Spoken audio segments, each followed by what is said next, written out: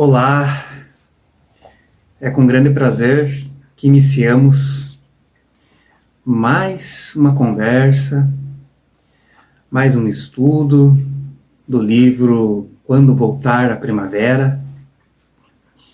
Mas antes de iniciarmos os nossos aprendizados, vamos todos elevar os nossos pensamentos a Deus, a Jesus, rogando a inspiração da espiritualidade superior para que possamos passar o conteúdo que seja de proveito para todos, principalmente para aquele aqui que vos fala. Pedir a São Francisco de Assis que abençoe todos os animais, inclusive essa gatinha que passou aqui em frente. Muito obrigado, Senhor, proteja-nos todos, toda a criação, as plantas, tão importante para o nosso viver aqui no planeta. Que possamos cuidar das árvores, do meio ambiente, principalmente da substância principal, primordial do universo, a água, substância mais simples, tão importante para todos nós seres vivos. Obrigado, Senhor. Sabemos que está conosco hoje e sempre. Precisamos nós estarmos contigo hoje e sempre. Que assim seja. Estamos mais uma vez aqui. Quero agradecer à Messe de Amor pela oportunidade que temos de estarmos debatendo, conversando sobre o Evangelho, sobre os ensinamentos de Jesus, através desse projeto Jesus, Luz de Nossas Almas, pelo livro Quando Voltar a Primavera. Hoje, no Natal, em que comemoramos a vinda, o nascimento do governador do planeta Terra. Ele que construiu, que engenhou todos os detalhes, com os seus auxiliares, seus ajudantes, com cada detalhe, com tanto amor, construiu essa nossa casa. Todos os seres vivos, né, todas as espécies, vocês acabaram de ver aqui durante a nossa prece, um belo exemplar de um felino, mais precisamente uma felina, a Maitê, que está conosco já há 4 anos, nós a adotamos. Eu costumo dizer que foi ela que nos adotou, porque é um animal incrível. Eu digo por mim que, na minha ignorância, completa falta de conhecimento, eu não gostava de gatinhos. Toda a vida tive cachorros, mas quando ela chegou em casa, nossa, hoje eu digo que eu não vivo mais sem ela. Eu amo gato, amo. Um animal muito, muito especial. O animal sente quando o teu humor está alterado, então ele faz de tudo para te animar, para te deixar mais feliz, né? É incrível.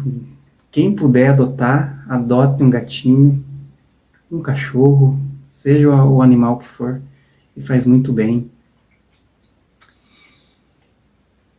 E um dia, essa gatinha, né, está agora esse princípio inteligente estagiando como felina, vai estagiar aí pelos vários reinos da natureza, até daqui, não sei, talvez bilhões de anos, chegar ao reino hominal, não é mesmo? E falando em bilhões de anos, nós temos notícias que há 4,5 bilhões de anos o nosso planeta foi construído por Jesus e ele veio nos visitar em corpo, porque ele está conosco a todo momento. Agora, com o Consolador vigente na Terra, nosso Espiritismo, mais do que nunca ele está conosco, nos acompanhando, nos guiando nos caminhos das nossas experiências, as nossas estações da vida, em que muitas vezes demoramos um pouco mais, investimos mais tempo na estação do inverno, em que os corações ficam mais gelados, né? E nos entregamos a erros, a desvarios, deixamos de estar com o nosso Criador, deixamos de ouvir os conselhos da espiritualidade superior. É um inverno que muitas vezes se prolonga. Mas quando a primavera chega, a primavera traz esperanças e, mais do que isso, a certeza de que flores vão aparecer e após elas os frutos. Que é nesse momento, quando o Evangelho entra em nossos corações, você pode ter a certeza de que aquele coração gelado, que magoou, que magoa, que cometeu, pode cometer erros, que não é perfeito, vai gerar frutos. A primavera é a certeza de que frutos bons, frutos novos virão. E hoje, para o nosso estudo, para a nossa leitura, é um livro psicografado por Divaldo Pereira Franco, e quem ditou essa obra para ele, né, quando voltar a primavera, a nossa Amélia Rodrigues. Hoje, no capítulo aqui, Justiça do Amor.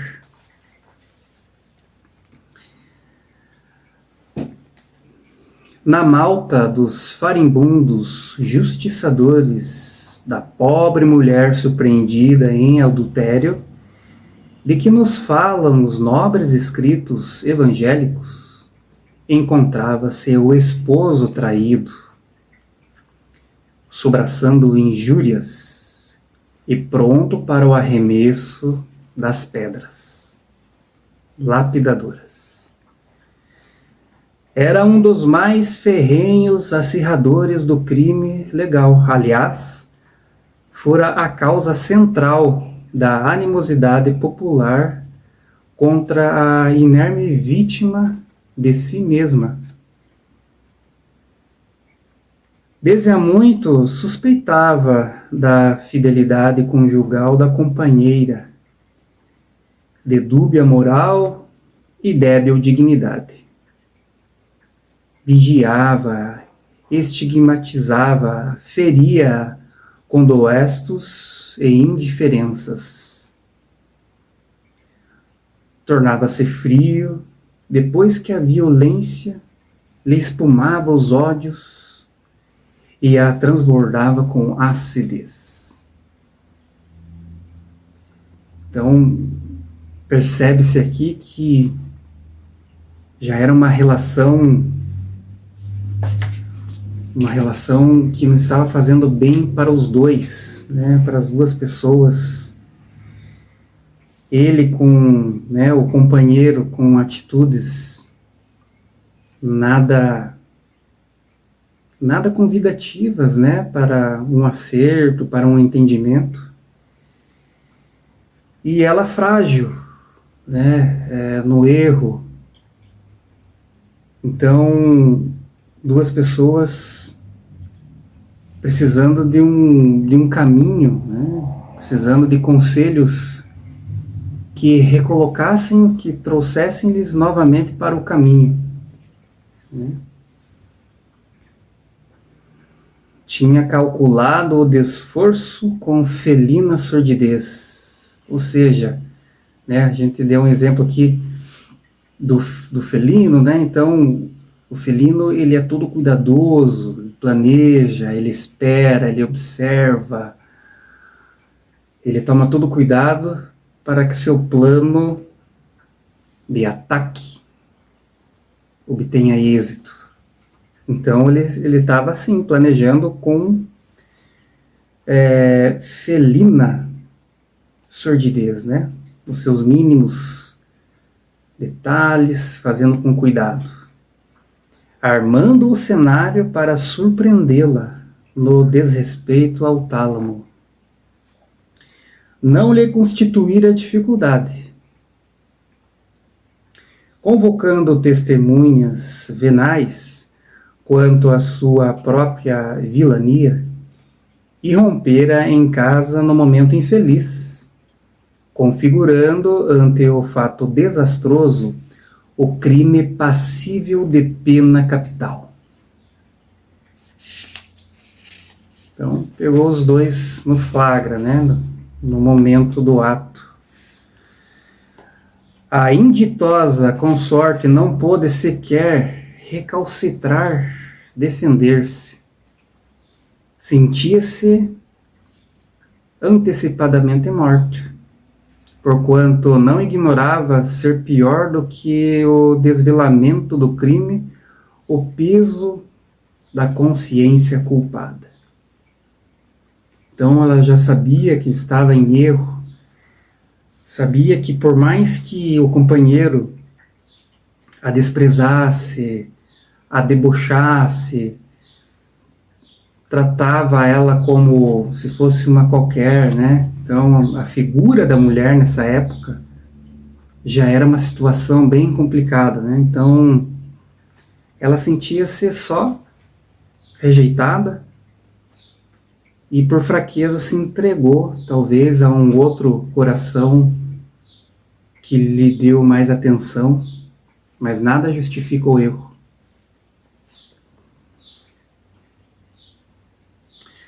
O consorte do gravame, acovardado, pigmeu que era em si mesmo, aproveitou-se do pânico e se evadiu, ou seja, naquele momento difícil, né, do flagra, em todo momento, toda circunstância em que nos acontece, muitas vezes nas mais simples atividades do dia, nos mais simples acontecimentos do dia, que você revela o verdadeiro eu, né?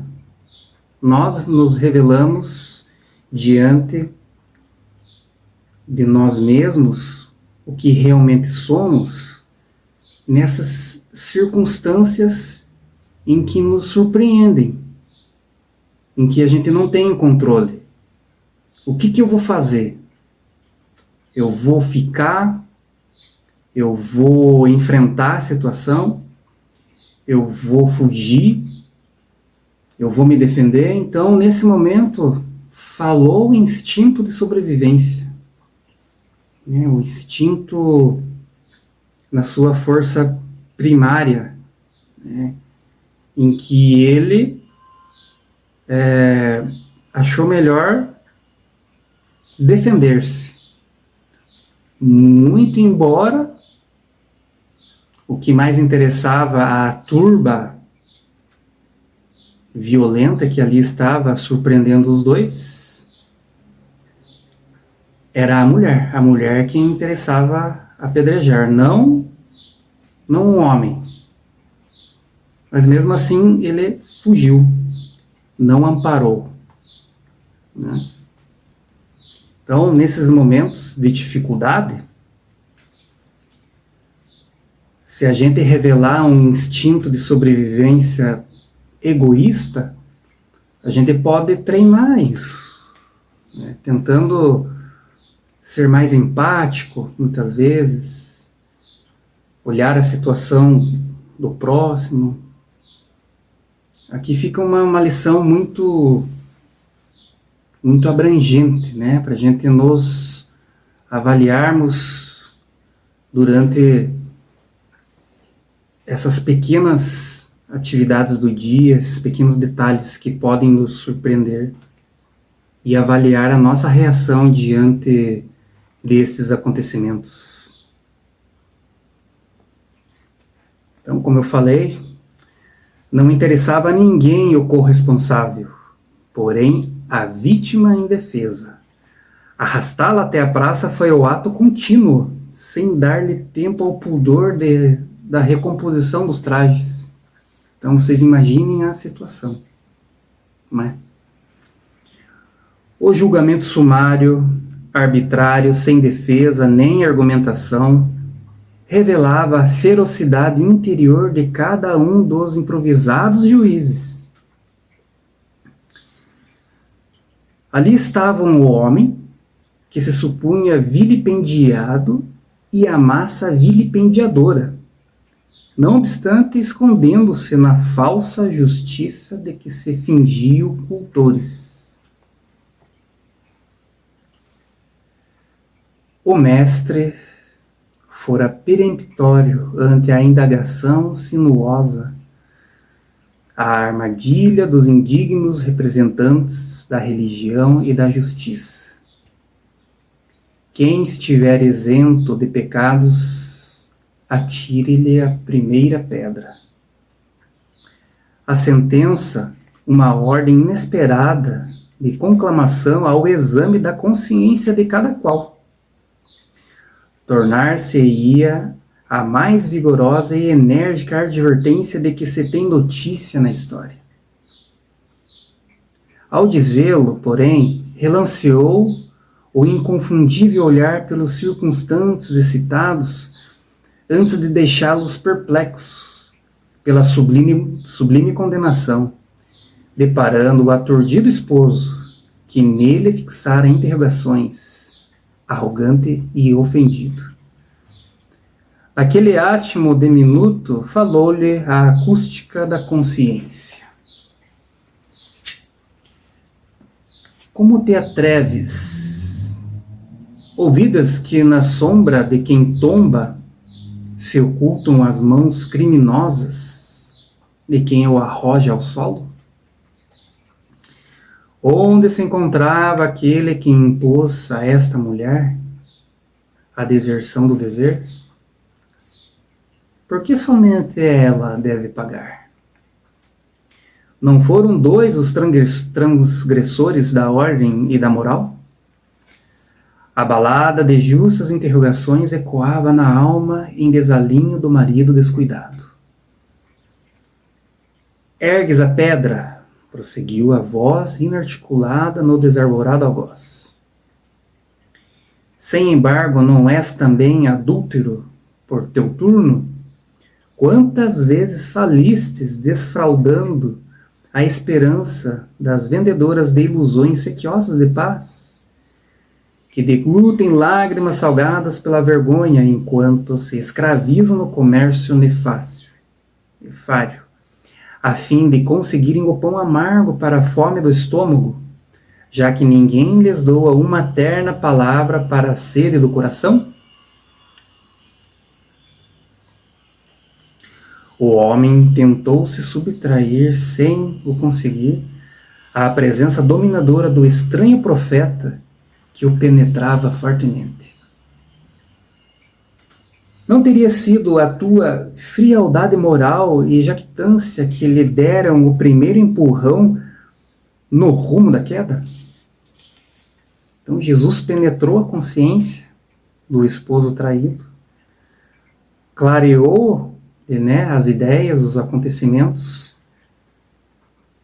fazendo-lhe enxergar a parte dele no erro cometido pela esposa.